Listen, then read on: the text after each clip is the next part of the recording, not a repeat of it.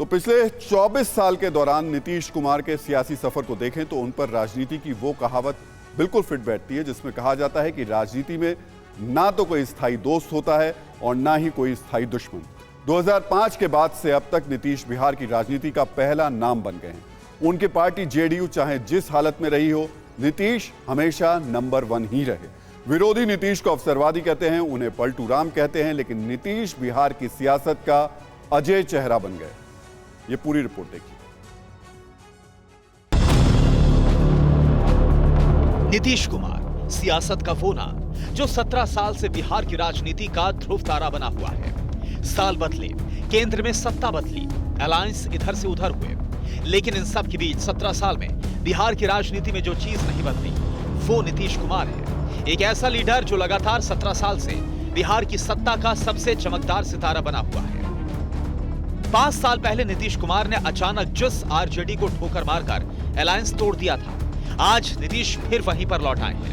आज नीतीश ने तेजस्वी से पुरानी बातें भूलकर नया अध्याय शुरू करने को कहा। दोनों लोकसभा राज्यसभा के सांसद और सारे विधायक और विधान पार्षद और पार्टी के नेता, सब लोगों की इच्छा यही हुई है कि हम लोगों को एनडीए छोड़ देना चाहिए। लेकिन 5 साल पहले नीतीश उसी तेजस्वी का हाथ झटक कर चले गए थे। जिन बातों की चर्चा की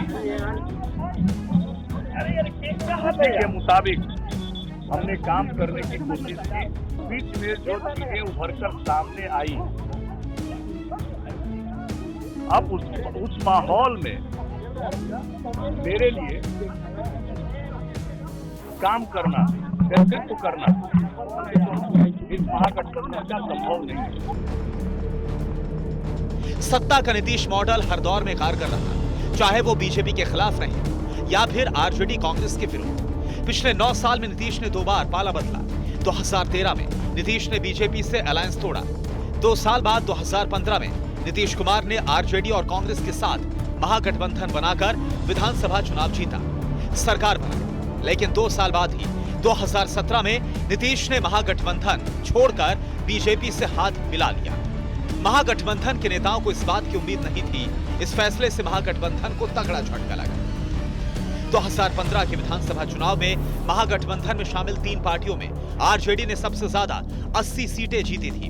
जेडीयू को 71 सीटें मिली, लेकिन अधिक सीट होने के बावजूद कम सीट वाले नीतीश कुमार सीएम बनाए गए। लेकिन 2 साल के अंदर ही नीतीश ने महागठबंधन छोड़ने का ऐलान कर दिया। सियासत के महारथी लालू यादव भी कच्चा खा गए। नीतीश के फैसले के बाद लालू ने एक चर्चित ट्वीट किया जिसमें लिखा था, क्या आप पेट के दांत ठीक करने वाले किसी डेंटिस्ट को जानते हैं? बिहार में जनादेश का एक मर्डरर है जिसके पेट में दांत है।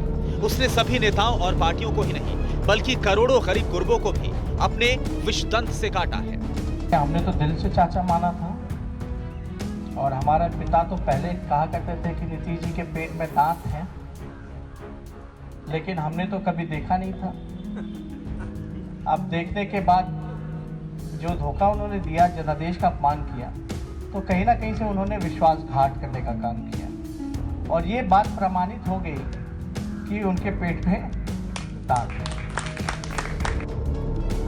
विरोधी नीतीश को कभी कुर्सी कुमार कहते हैं तो कभी पलटी मार, लेकिन विरोधियों की इन बातों से नीतीश को कभी कोई फर्क नहीं पड़ा।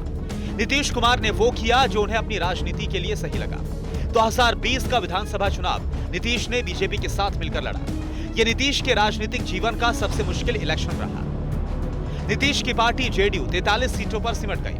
अलायंस पार्टनर बीजेपी ने 74 सीटें जीती। बीजेपी की सीटें ज्यादा थी, लेकिन एक बार फिर कम सीटों वाले नीतीश कुमार सीएम बनाए गए।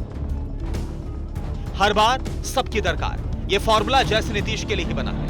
यही नीतीश कुमार का वो करिश्मा है जो उन्हें सियासत के हर हालात में बाजीगर बनाता है। लेकिन 2020 विधानसभा चुनाव के नतीजों ने जेडीयू और बीजेपी के रिश्तों में दरार का बीज बो दिया।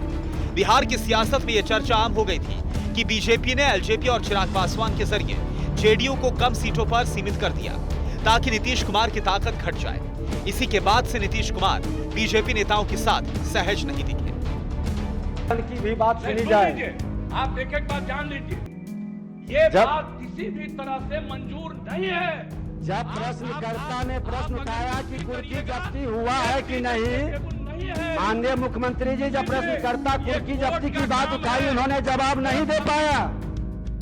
माननीय मंत्री जी आपको जवाब नहीं दे पाए कुर्की जब्ती पर। रिपोर्ट हाउस में सबमिट होता है, रिपोर्ट कोर्ट में जाता है, कहीं भी क्राइम होगा कुर्की जब्ती पर जानकारी इन्वेस्टिगेशन होगा। नीतीश अगले पल क्या करेंगे ये उनके करीबी और दोस्त भी नहीं जानते। करीब 30 साल नीतीश के राजदार रहे आरसीपी सिंह को ही देख लीजिए। नीतीश ने आरसीपी को पार्टी की कमान सौंपी थी और पिछले हफ्ते आरसीपी को इस तरह किनारे लगाया कि उन्हें पार्टी छोड़नी पड़ी। इसलिए विरोधी कहते हैं कि नीतीश के पेट में दांत है, पर सिर्फ विरोधी ऐसा नहीं कहते। आज नीतीश कुमार के सबसे करीबी नेताओं में ललन सिंह सबसे आगे है। वो जेडीयू के राष्ट्रीय अध्यक्ष हैं, नीतीश के हर फैसले के राजदार हैं। 12 साल पहले ललन सिंह ने नीतीश से मतभेद के बाद जेडीयू को छोड़ दिया था। तब उन्होंने नीतीश के लिए क्या कहा, उनकी बात आपको सुनाते हैं। आपको हम एक बात बता रहे हैं कि उनके पेट में जो दांत है वो और किसी को नहीं मालूम है, हम ही को मालूम है। 24 साल हम रहे हैं, कहाँ कहाँ दांत है, कौन कौन पॉइंट पर दांत है वो हम ही को मालूम है।